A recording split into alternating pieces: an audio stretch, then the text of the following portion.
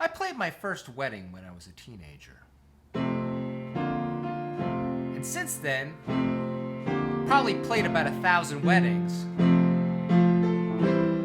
And if you're one of those people who hired me for your wedding, I sincerely thank you. But there's something you should probably know. I probably don't remember a fucking thing about your wedding. And that's a good thing, because most of the weddings I remember are the disasters. Like the time they hire me to play at the top of a hill with my keyboard under a tree. And as the bride comes down the aisle, this leaf falls onto my keyboard and I flick it away. And inadvertently, I hit the demo button on the keyboard.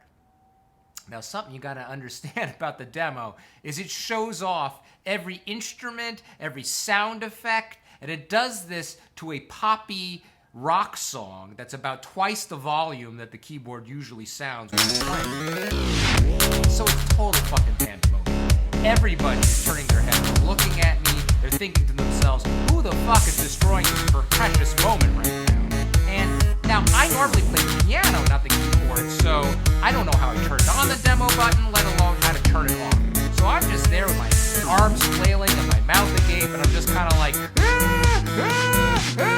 trying to figure out how to turn this thing off. Finally, I get the bright idea, pull the cord, turn off the electricity, keyboard goes dead, ceremony finishes in silence. And, there was the wedding that I slept through. I know, pretty glorious.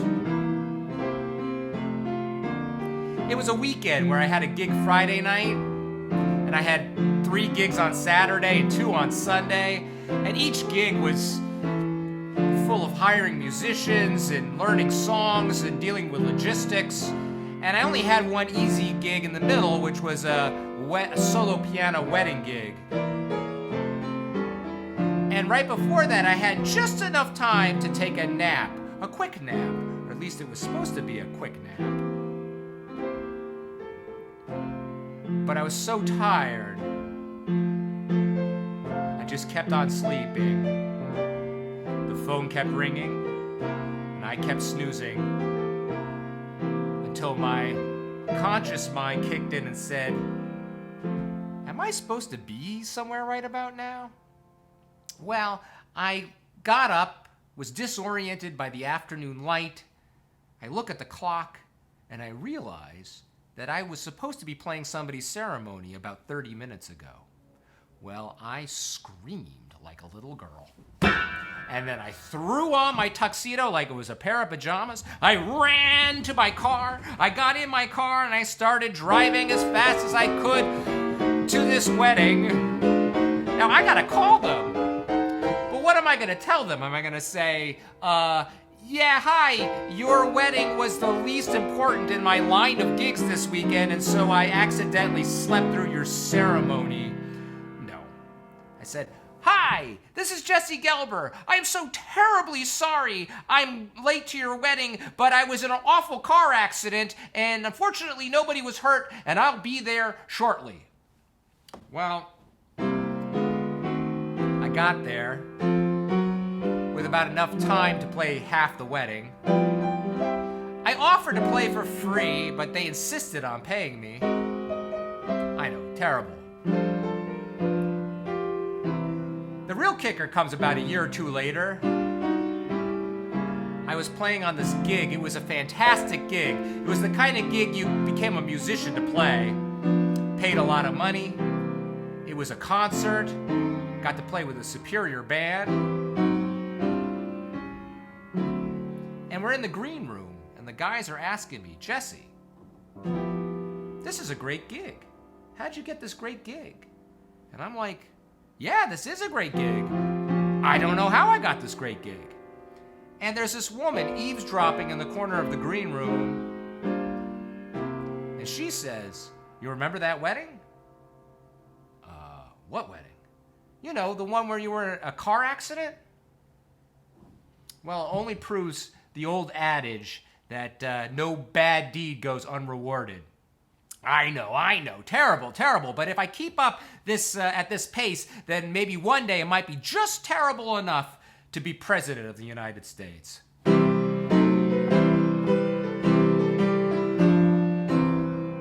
Well, I don't want to give you the impression that every single wedding disaster is caused by me. Oftentimes, I'm just a witness to the wedding calamities. For instance, I played the wedding where the bride didn't show up. Yep, she didn't come. I was playing the cocktail hour in the hotel, and the word wafted through that the bride hadn't showed up to the church. Well, despite this fact, because they'd already paid for the reception, the folks came to the wedding anyway, at least to get fed. But it really wasn't a celebration. It was kind of had a funereal kind of vibe. And so the real question was, what do I play? I mean, I can't play love songs, and I can't play sad songs. It's just too sad. So I played geographic songs. Moonlight in Vermont. Route 66. Stars fell on Alabama. You get the idea. I would like to close with a wedding calamity story that's not even my own. I didn't witness it, but I've been told by two separate witnesses, so I'm pretty sure it's true. Well, at least the gist of it is true, which, with any of these wedding stories, the only thing I guarantee is the gist. There's a piano player in Ohio. He's autistic, but a savant, a kind of musical genius. If he hears anything, even just once, he can play it and will remember it forever. So he gets a lot of gigs despite his disability. And this band leader had hired him to play a wedding. And it was time to introduce the wedding party. And in the center of the grand ballroom is a spiral marble staircase. And the members of the wedding party are coming down. And after each one comes down, the band leader asks the piano player to play a song. And the pianist says, "What song should I play?" And the band leader says, "I don't know, just something that's apropos." Well, that's a tall order for someone who's autistic. But he does a great job. First he plays Stairway to the Stars.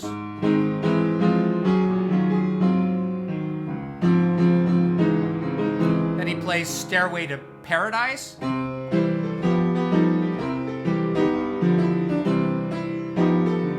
And then he plays Stairway to Heaven.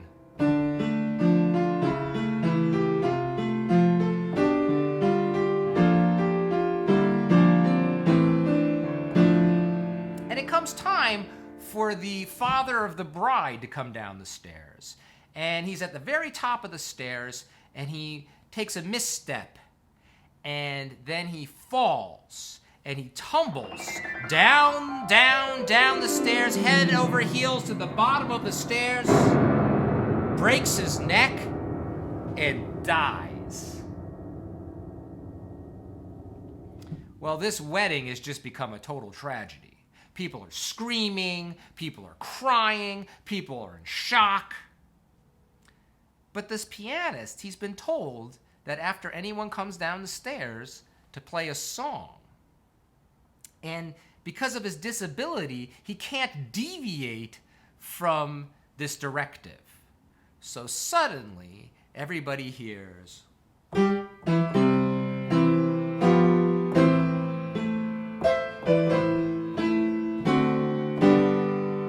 I mean, he could have played taps.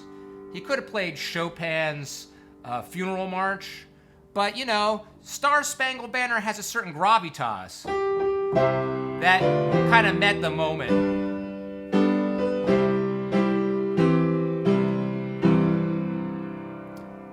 I know. You're thinking I'm a scoundrel for telling you this story. But you know what?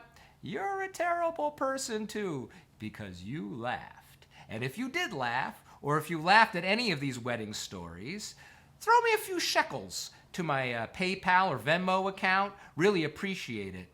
And if you happen to be having a wedding that's coming up, think about hiring me. I can bring myself or a band, and we could play your wedding, and I promise that we'll make your special occasion totally unremarkable.